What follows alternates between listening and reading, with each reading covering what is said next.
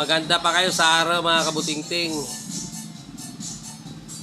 Kararating lang natin galing Diet Camarines Norte. At kung makita nyo, mayroon tayong gagawin, no? Samsung mga kabutingting. Okay? Makikita nyo, mayroon siyang power. Kaya no, isi-switch on natin sa remote para malaman natin kung ano ang resulta ng pag-on natin. Ayan, mag-on na siya mga kabutingting. Kung makikita nyo,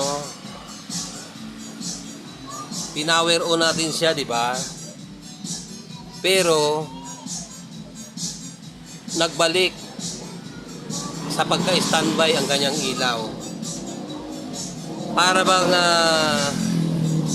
pumunta siya doon, tapos natakot siya, kaya bumalik siya ulit dito. Yan ang istorya ng TV na tumamutingting. Dahil pag pinower mo siya, babalik ulit siya sa pagka-standby. Okay mga kabutingting? Titingnan natin kung ano ang kanyang model. Ito yung kanyang back, as in kanyang likod. Okay mga kabutingting? Ayan ang kanyang likod. Okay. At ito ang kanyang power. Ito yung kanyang model mga kabutingting. Tingnan nyo kung anong model at anong size ng TV na ito.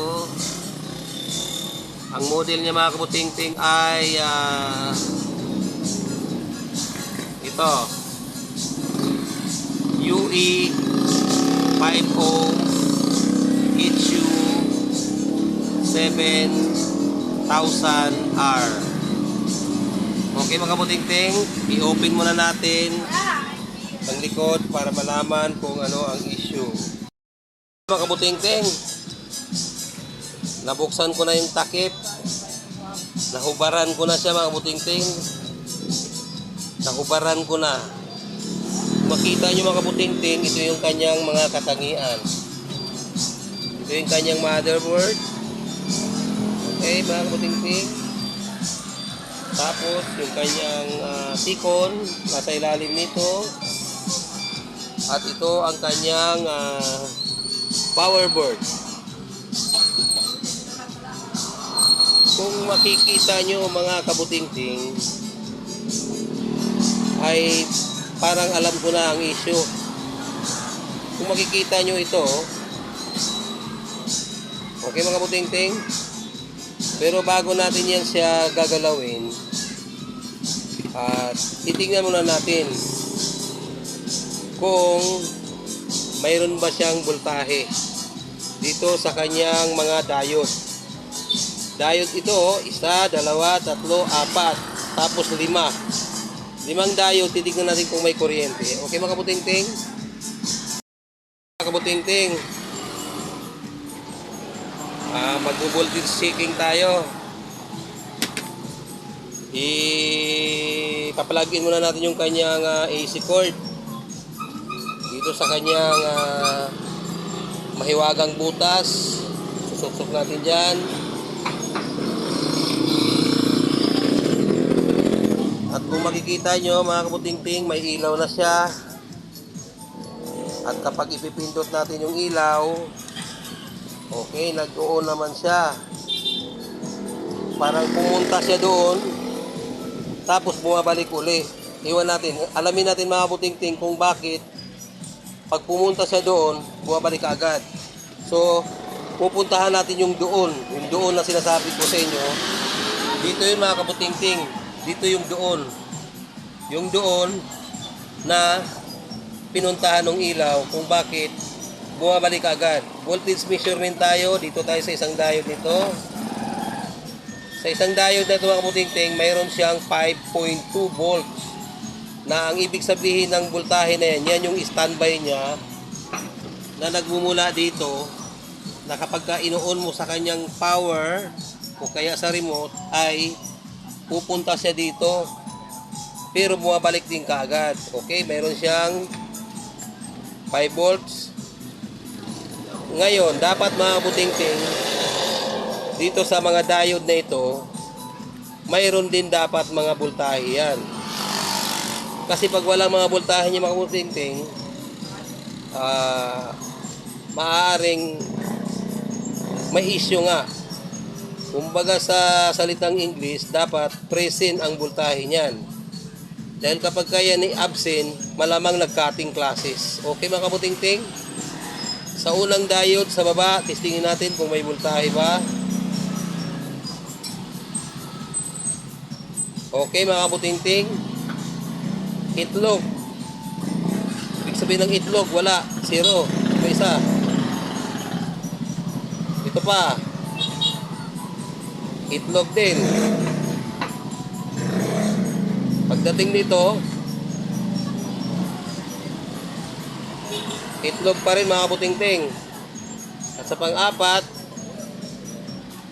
itlog pa rin. Okay mga kabutingting, may isa pang diode rito. Tingnan natin baka ito ay mayroon. Ngayon mga kabutingting, wala. Okay mga kabutingting, mula sa diode na ito hanggang sa 4 na diode na ito, mga bugok ang itlog, kaya wala tayong nasusukat. Gaya ng sabi ko sa inyo, pa-plug out natin. Gaya ng sabi ko sa inyo, plug out muna natin ha. Gaya ng sabi ko sa inyo mga kabutingting kanina, ito oh, kita nyo ito mga kabutingting, dugyot ang connection ng kanyang jumper connection. Okay? Subukan natin siyang galawin kung papalag pa. Kasi mga kabutingting, pag pumalag yan, ibig sabihin connected yan. Pero pag hindi yan pumalag, ibig sabihin not connected. Okay? Tuwing nakita nyo mga kabutingting, hindi nga siya pumalag pero umiwas. Kasi pag pumalag yan, dapat nananatili siyang nakaganon. Hindi po natin umiwas. Malamang kaya umiwas, may kalaban dyan. Okay mga kabutingting, mayroon pa dito tayong nakikitang parang ganyan. Parang ganito. Pag ito'y ginanon mo, dapat papalag o kaya hindi matitinag ang kanyang pagkatayo. Okay? Okay, matitinag ito mga kabutingting. Okay, dito sa ibang kabilang banda, mayroon pa tayong nakikita na medyo parang okay naman siya. Matatag, matatag. Wala siyang bakas ng kahapon. Yung isa, wala din. Ito, kita nyo. Umiiwas na naman. Ito pa isa. Okay, yung isa, matibay. Okay, yan. Kita nyo ha. Mula dito, isa, dalawa. Okay, dito. Okay, mga kabutingting, wala na tayong nakikitang mga mahina ang loob.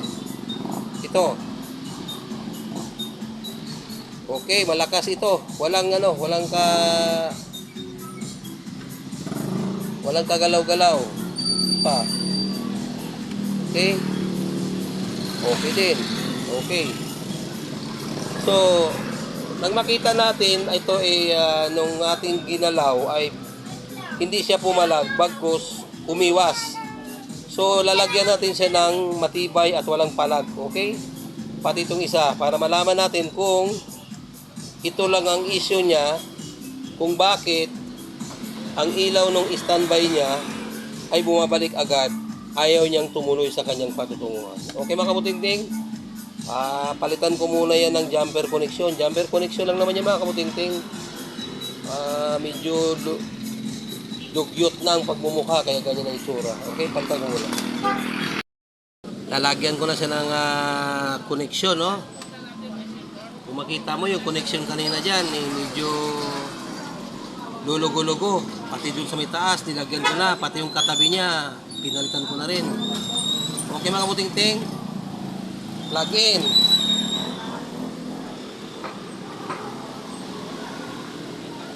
Kung makikita nyo mga kabuting-ting, ayun, may standby pa rin siya. Okay? Voltage measurement tayo dito sa kanyang diode. Muli ay mayroon siyang 5 volts. Dito sa mga diode na ito, wala pa rin mga kabuting-ting. Pero, naka-standby na yan ha. Okay mga kabuting-ting. Sa pangalawang diode,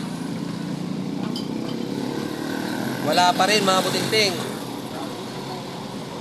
Sa pangatlong diode, wala pa rin mga kabuting-ting.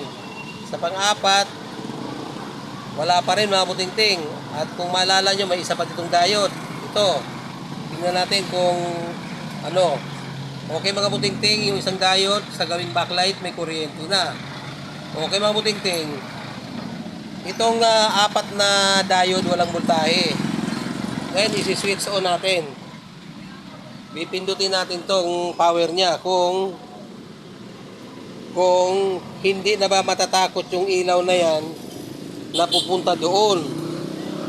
At pagka natakot, babalik ulit yan.